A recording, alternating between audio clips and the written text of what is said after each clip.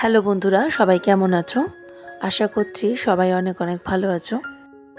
রাখি বক্সি ব্লগসের আরেকটি নতুন দিনে তোমাদের সকলকে স্বাগত জানিয়ে নতুন আরেকটি ব্লগ নিয়ে আজকে চলে এলাম।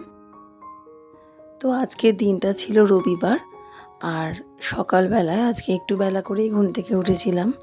রবিবার তো সবারই ছুটি, হাজব্যান্ডেরও ছুটি আর ছেলেদেরও সব স্কুল কলেজ কোচিং সমস্তই ছুটি।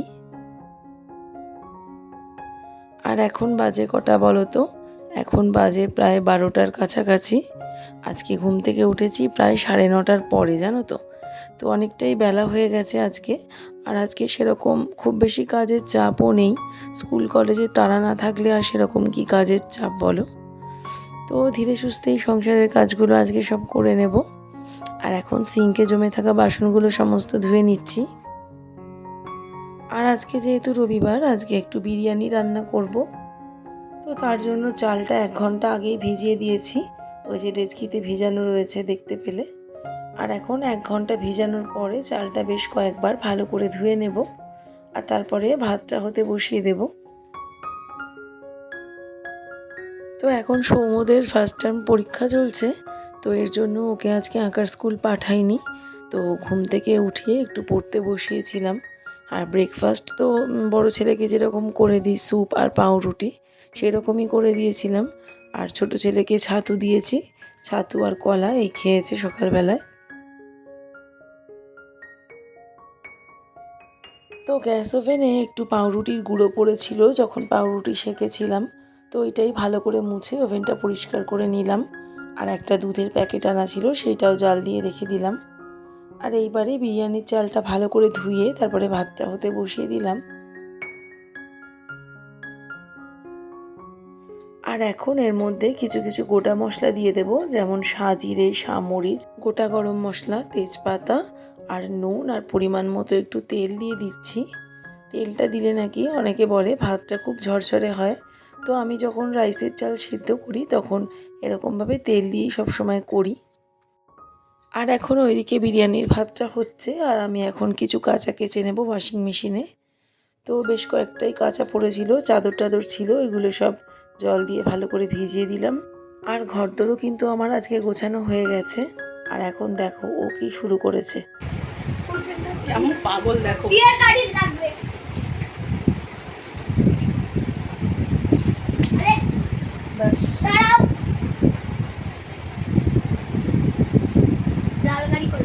কেমন পাগল দেখো কি করছে আমার মুখটাকে।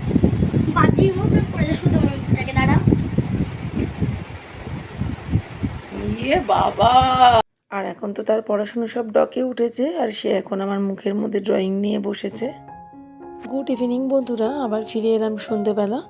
আর এখন দেখো সন্ধেবেলা আমাদের বাড়িতে বেশ কয়েকজন লোকজন এসেছে। এই যে আমার মা বসে আছে চেয়ারে, আর এই যে বড়দা, বড়দা আর তার মেয়ে, আর এদিকে বাবা। আর এখন বাবা সন্ধেবেলা এসেই বেলুন নিয়ে পড়েছে, বেলুন দিয়ে নাকি পুরো বাড়িটাকে সাজাবে। কারণটা কি বলো তো? ছোটো ছেলের তো গত 17 তারিখে জন্মদিন ছিল। আর সেদিনকে আমরা বাইরে ডিনার করতে গিয়েছিলাম, তো বাড়িতে কাউকে ডাকা হয়নি এর জন্য।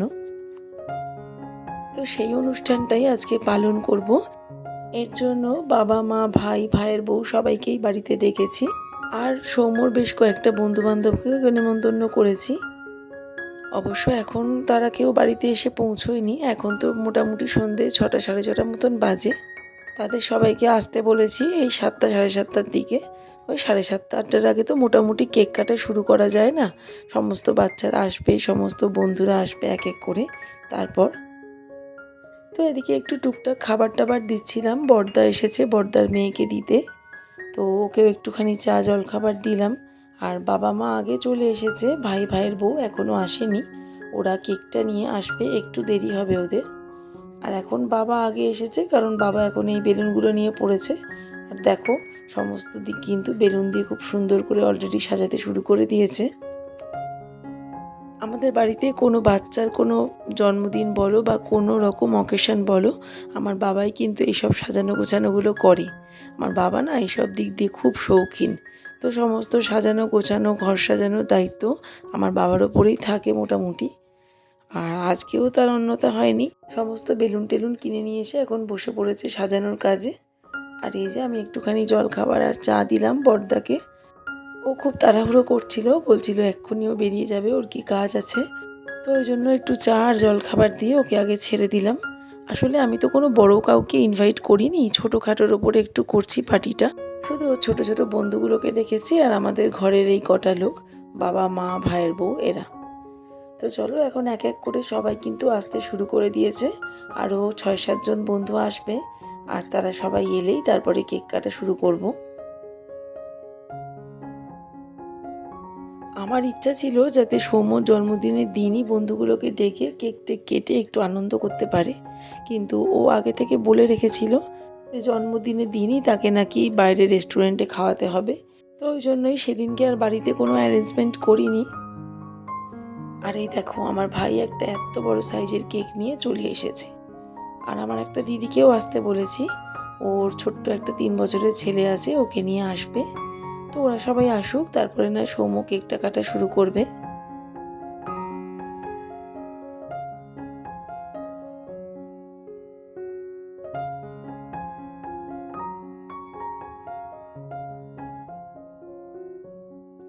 আর এখন বাজে রাত 8টার কাছাকাছি।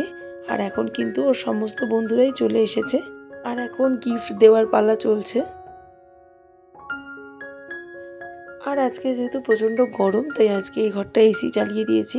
অনেকগুলো বাচ্চা ওরা খেলাধুলো করছে, ঘেমে যাচ্ছে, তো ওই জন্য এসিটা আরও চালিয়ে দিয়েছি। আর এই ছোটো ছোটো বাচ্চাগুলোকে নিয়ে ওদের মায়েরাও এসছে 2-1 জন।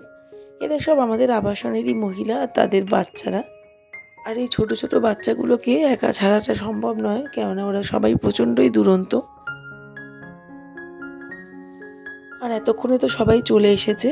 আর এখন ভাইকে বললাম কেকটা বার করে কেটে ফেল, নাহলে কেকটা গরমের মধ্যে গলে যাবে। আর কেকটা কি সুন্দর হয়েছে দেখো, ভারী সুন্দর লাগছে না দেখতে। আমার ভাইয়ের বউ নাকি পছন্দ করে এই কেকটা আনিয়েছে। আর এখন ভাইকে বললাম চটপট করে কেকটাকে সাজিয়ে ফেলতে, আর এরপরে সব বাচ্চারা মিলে কেকটা কাটা শুরু করবে।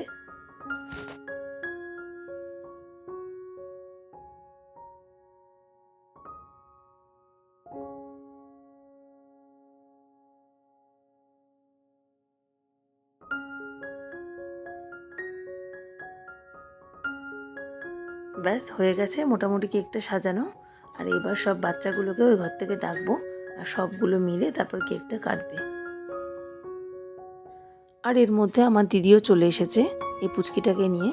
এর বয়স মাত্র 3 বছর, কিন্তু এত পাকা পাকা কথা বলবে না, তোমাদের মাথা ঘুরিয়ে দেবে পুরো। ভীষণ পাকা আমার এই দিদির ছেলেটা। তো চলো সবাই এসে গেছে, এবার সব বাচ্চাগুলোকে ওই ঘর থেকে ডেকে নিই, তারপরে কেকটা কাটা শুরু করবে ওরা। আর দিদি আর দিদির ছেলে কিন্তু একা আসেনি, আমার মামিমাকেও নিয়ে এসেছে। আমি খুব খুশি হয়েছি আমার মামিমাকে নিয়ে এসেছে, জানো তো। এইটা আমার মামা তো দিদি, আমার একমাত্রই মামা, আর একমাত্রই মামার একটাই মেয়ে। আর মামা তো মারা গেছে প্রায় 2-3 বছরের কাছাকাছি হয়ে গেল। আর মামিমা সেরকম একটা কোথাও বেরোয় না, আর আমাদের এখানে 4 তলায় উঠে এসেছে, আমি খুবই খুশি হয়েছি এর জন্য। তো চলো এবার সমস্ত বাচ্চাগুলো মিলে কেকটা কেটে নিক। হ্যাপি বার্থডে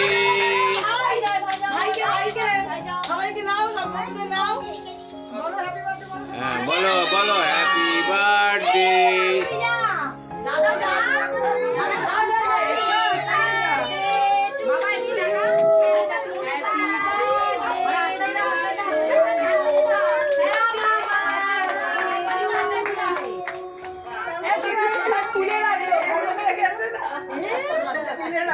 এই সমুকে খাইয়ে দাও কেউ।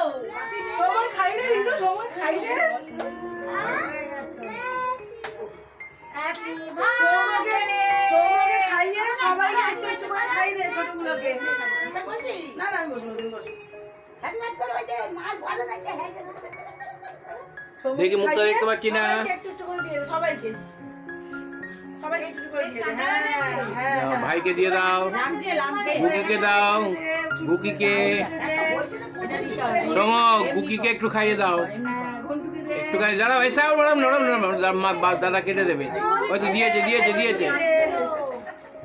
ব্যাস কেক কাটা হয়ে গেল। আর এখন সমস্ত বাচ্চাগুলোকে কেক দিয়ে বসিয়ে দেব। আর ওদের জন্য না কোনো বসে খাওয়ার ব্যবস্থা করিনি, যেহেতু একদম ছোট ছোট বাচ্চা। তো ওই বার্গার, প্যাটিস এই জাতীয় খাবারগুলো দিয়ে প্যাকেট বানিয়ে নিয়েছি বেশ কয়েকটা, আর সেইগুলোই সবাইকে একটা একটা করে দিয়ে দেবো।